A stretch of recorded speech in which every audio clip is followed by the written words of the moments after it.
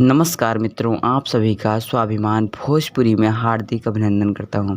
जैसा कि आप सभी को कल एक वीडियो अपलोड किया, उसके ज़रिए बताया कि पवन सिंह का मामा फ़िल्म्स पर एक गाना रिलीज़ हो रहा है जिसका नाम है आरा।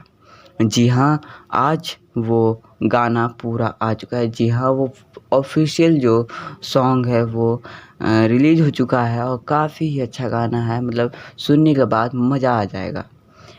तो आप लोग को एक बार फिर से उसकी गाने की इन्फॉर्मेशन दे दूं कि उस गाने का नाम है आरा में दोबारा।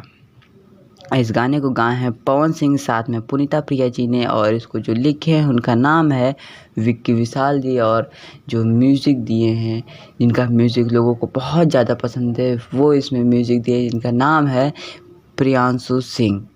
जी हाँ, प्रियांशु सिंह ने इसमें म्यूज़िक दिया है और गाना बहुत ही बेस्ट है। आप लोग भी सुनेंगे तो मज़ा आ जाएगा। मामा फ़िल्म्स पर सर्च की यूट्यूब पर सर्च कीजिए माँ अम्मा फ़िल्म्स, और गाने का नाम है आरा में दोबारा।